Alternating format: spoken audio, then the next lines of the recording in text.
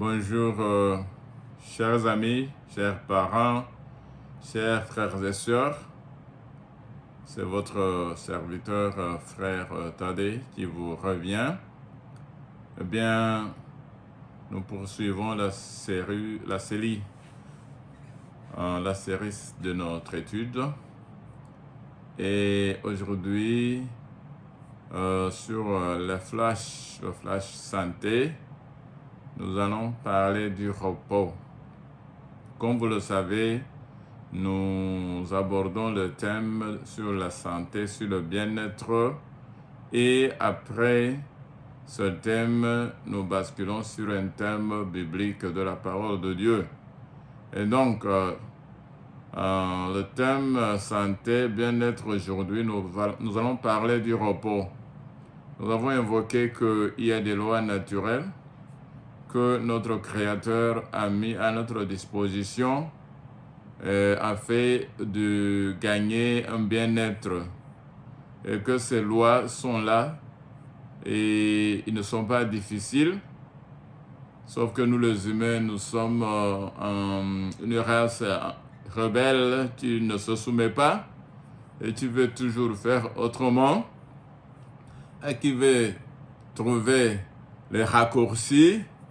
Mais sinon, les lois, les principes divins ont été mis à notre disposition. Ils ont été ancrés même dans notre être. Et si on veut se soumettre à ces principes, on est certain d'avoir un équilibre dans son bien-être. Mais quand on se rebelle, comme c'est notre habitude, alors c'est du catastrophe. Ça peut ne pas apparaître le premier jour où on a fait gaffe, on a fait des erreurs, mais dans le temps, ça rattrape. Nous parlons du repos.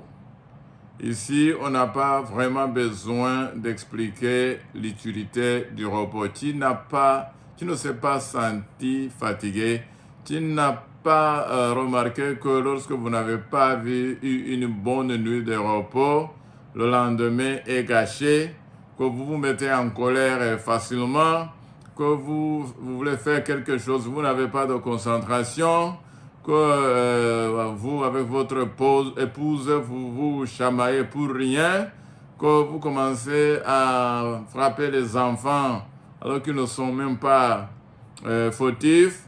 Donc tout ça, manque de repos, vraiment c'est une source d'ennui qu'on ne peut pas compter. Bon, les humains comme rebelles, comme je disais, ils savent toujours créer des raccourcis ou bien créer des choses pour essayer de contourner la loi de Dieu. Et c'est là où nous sommes vraiment, les humains, une créature merveilleuse, mais en même temps dangereuse. Je vois que ces jours-ci, les gens donc, se sont rendus fanatiques du café. Eh bien, je vois les gens qui, pour travailler chaque matin, ils disent « Ah, je n'ai pas encore pris de café. Il faut que je prenne du café parce que sans café, je n'arrive pas à bien me concentrer. » Il envoie la première tasse du café. Il travaille jusqu'à 10 heures et dit « Ah, le café que j'ai pris le matin est épuisé. Il faut encore que je reconstitue. » Et vous voyez, chaque jour, on augmente la dépendance de cette caféine qui est pourtant une substance nocive à la santé. Ça a été démontré et prouvé que le café acidifie le sang. Et quand le sang est milieu acide, en fait, vous savez que le milieu acide est propice à tomber malade, est propice à la dégénérescence.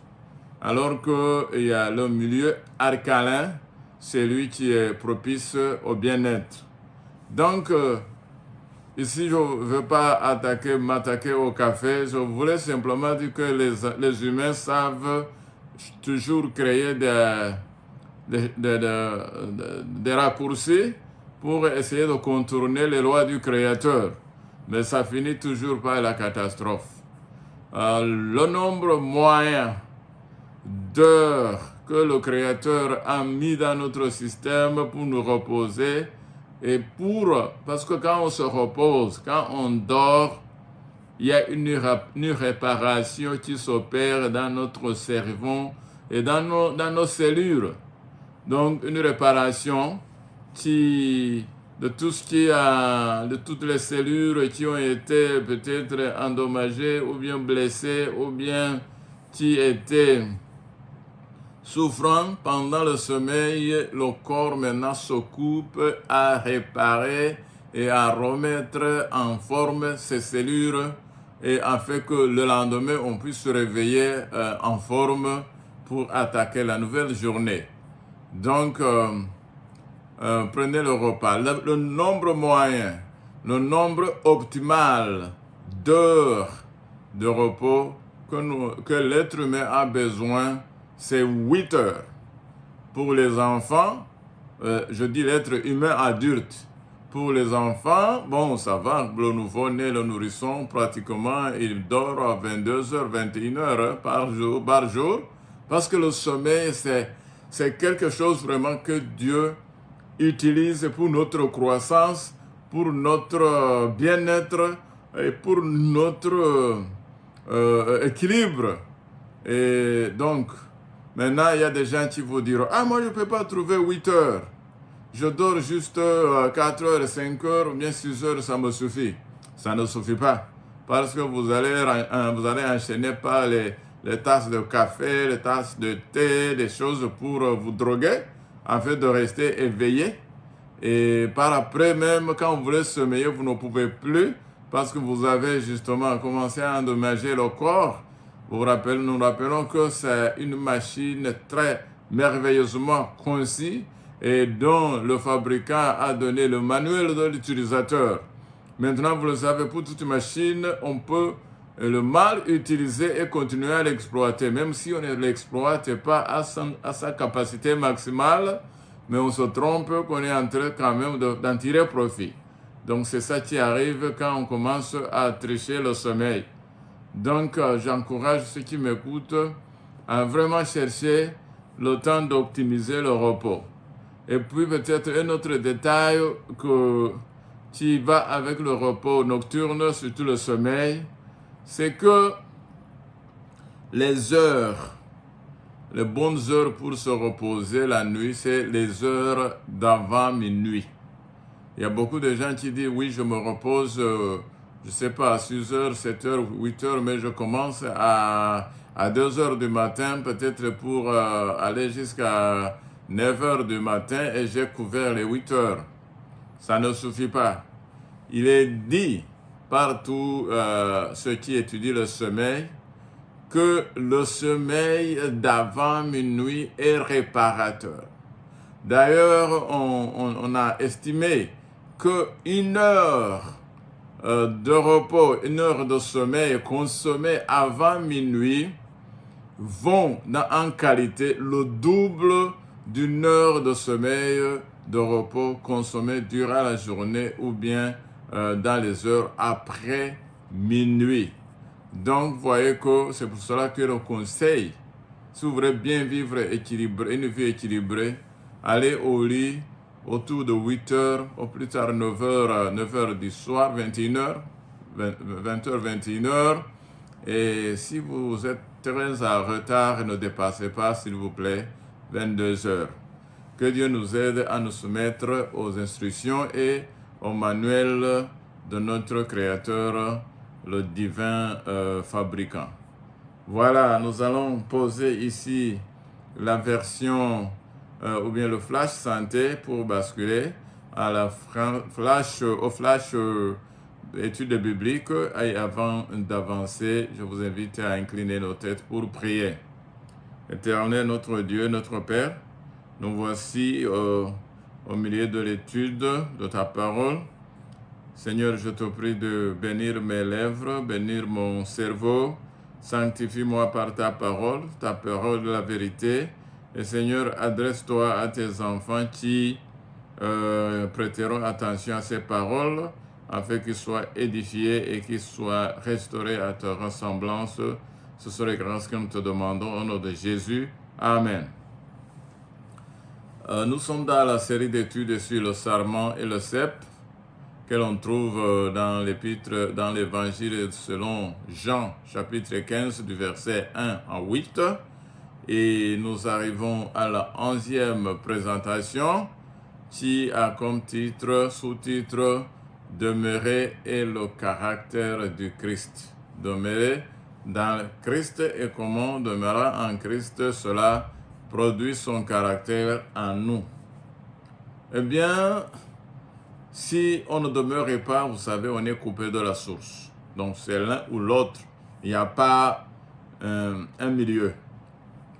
Pour retrouver la véritable réponse à cette question, alors, il faut persévérer dans la fructification. Il suffit de regarder la situation sous l'angle inverse et se demander dans quel domaine Satan est-il le plus actif? Travaille-t-il sur vous pour vous aider à demeurer et à vous maintenir en Christ? Absolument pas. Ou pour vous aider à produire du fruit? Bien, son objectif est de rompre votre contact avec Dieu. C'est là où Satan travaille.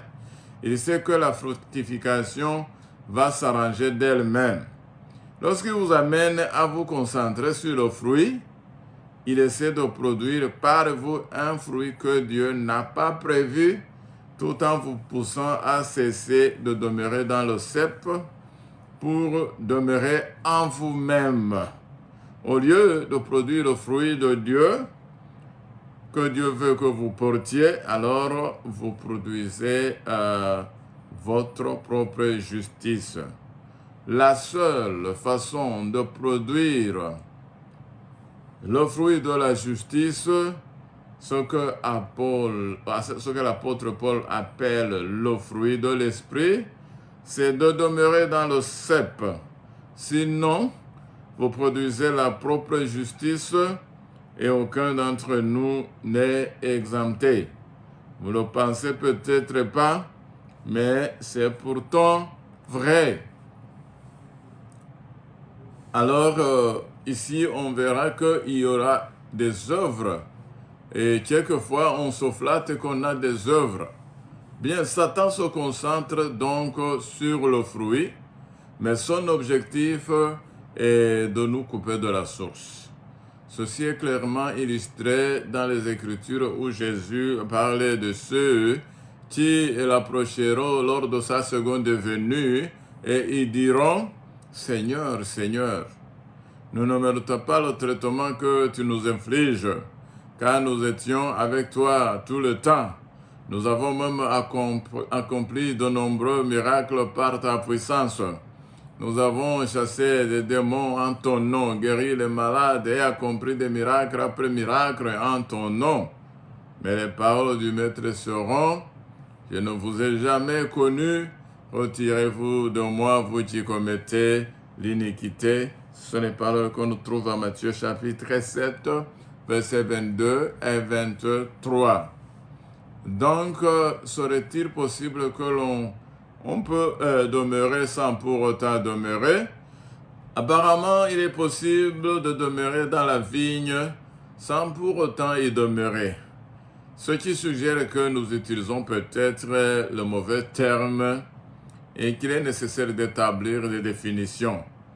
Eh bien, dans Jean chapitre 15, verset 6, nous avons lu « Si quelqu'un ne demeure pas en moi, il est jeté dehors.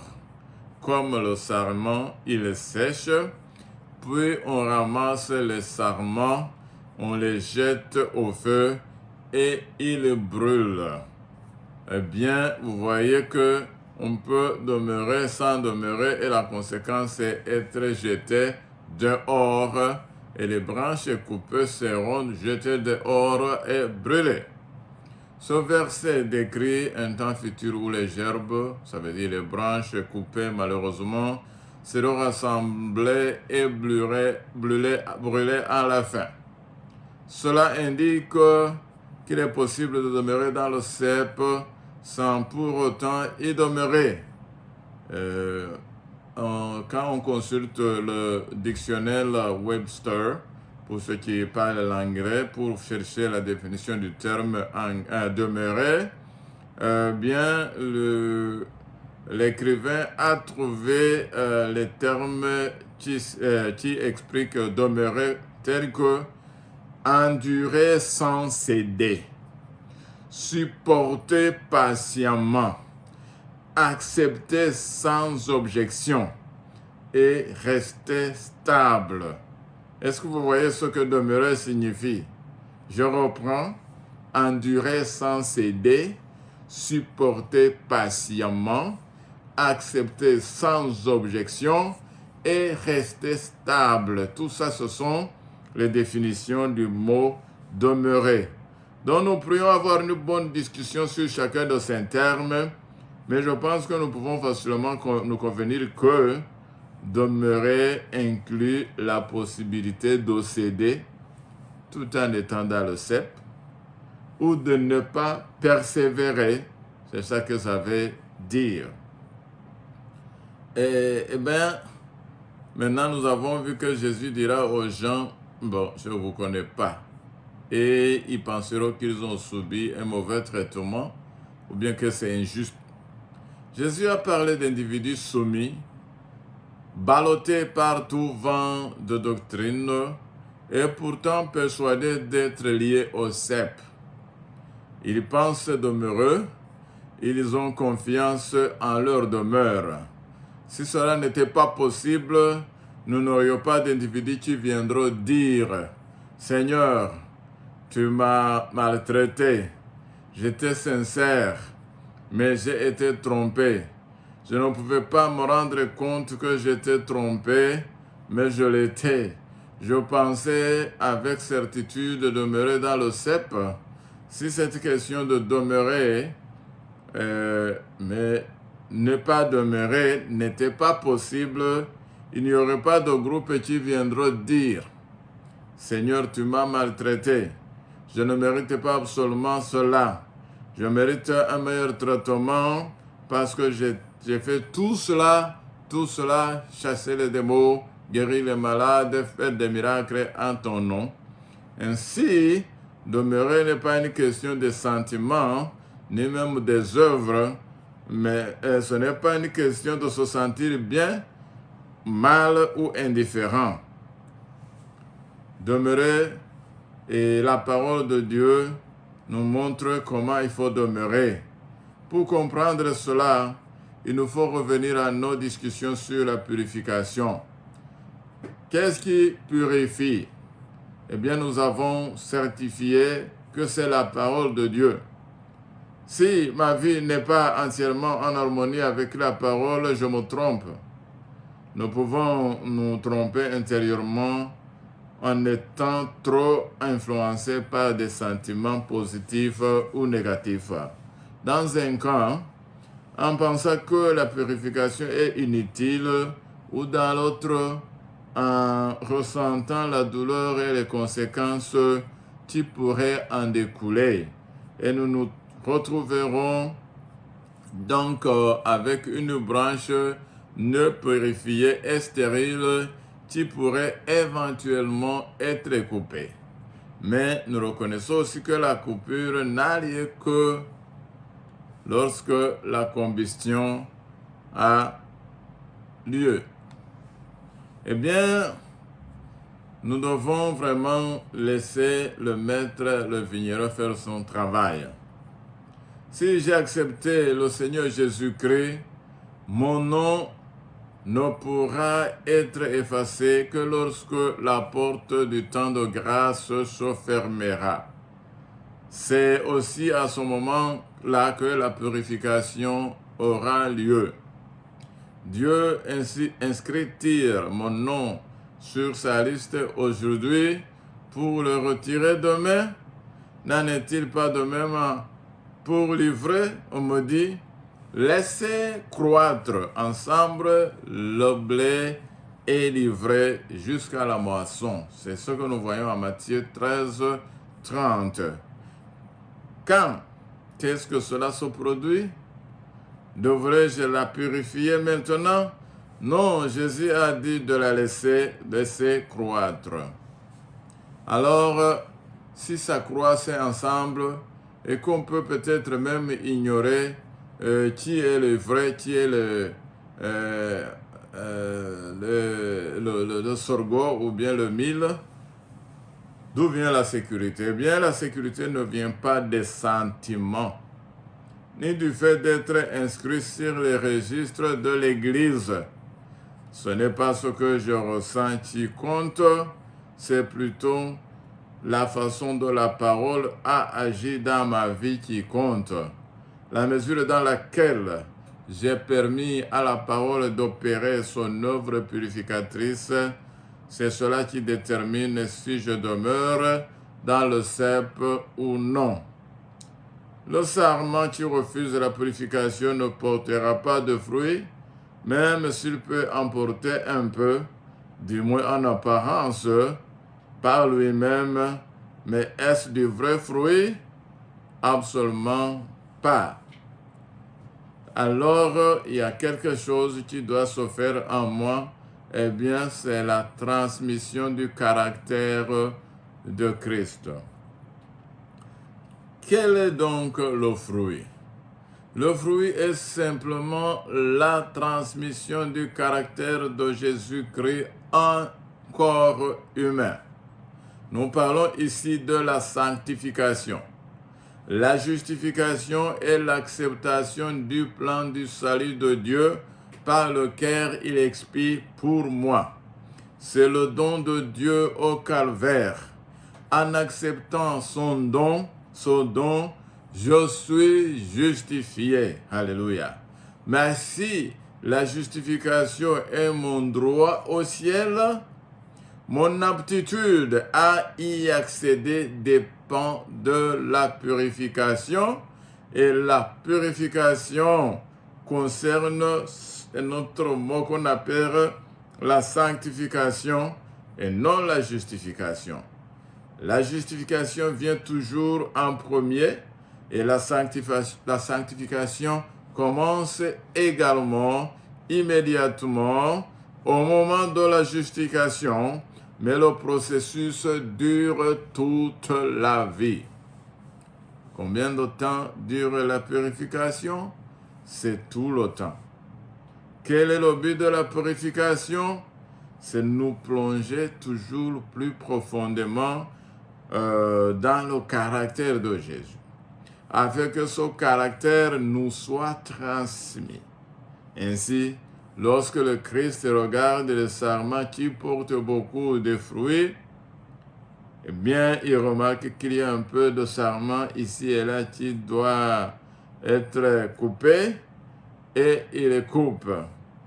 Et c'est l'œuvre continue de sanctification qui maintient la justification.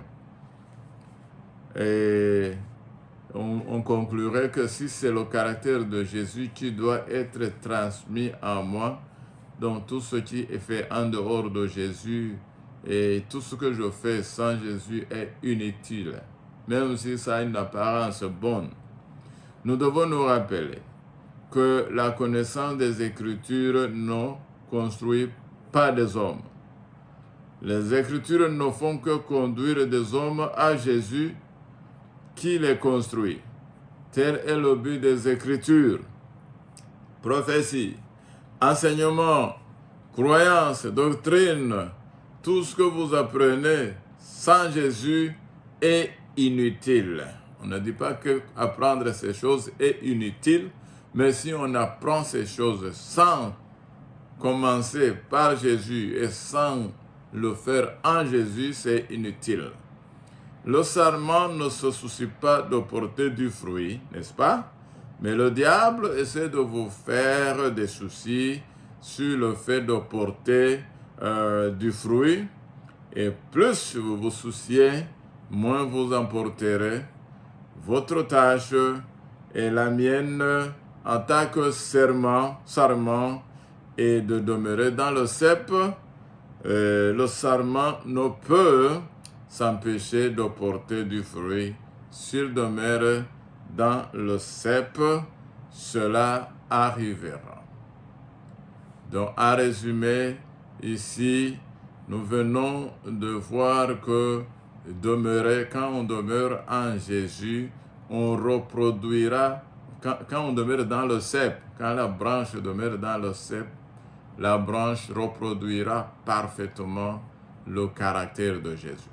C'est ça l'objectif de porter du fruit. Nous avons vu que la purification devra être faite afin que justement tout ce qui ne reflète pas Jésus dans nos paroles, dans nos actions, soit élagué et de plus élagué. Ainsi, nous pourrons porter le fruit et ce fruit qui reflète encore l'image de Jésus en nous. Nous allons voir que les sentiments ne doivent pas nous distraire et même nous ne devons pas nous concentrer sur les fruits parce que nous venons de voir qu'il y a des gens qui pensent demeurer en voyant ce qu'ils appellent le fruit en eux, alors que ce sont les œuvres, et ils pensent que les œuvres les qualifient pour être acceptés au paradis, mais nous venons de voir qu'en fait, ce qui nous introduira dans le royaume de Dieu, c'est le fait, d'avoir accepté le plan du salut pour nous sauver. Ça, c'est le sacrifice de Jésus sur la croix du Calvaire. Eh bien, quand nous acceptons et nous nous soumettons, nous nous donnons à Jésus, il y a une œuvre qui commence à être faite en nous. À partir de ce moment, nous avons le droit d'entrer au ciel, mais pour l'aptitude de demeurer au ciel, nous avons besoin de marcher progressivement en nous soumettant à la purification par les Écritures. Ce ne sont pas les Écritures qui sont premiers, ce n'est pas la connaissance, ce n'est pas les prophéties, ce n'est pas les doctrines, mais c'est Jésus dont le caractère nous doit être transmis par le processus de purification régulier jusqu'à la moisson. Que Dieu nous aide à nous soumettre à cette œuvre de purification. Telle est ma prière au nom de Jésus. Amen.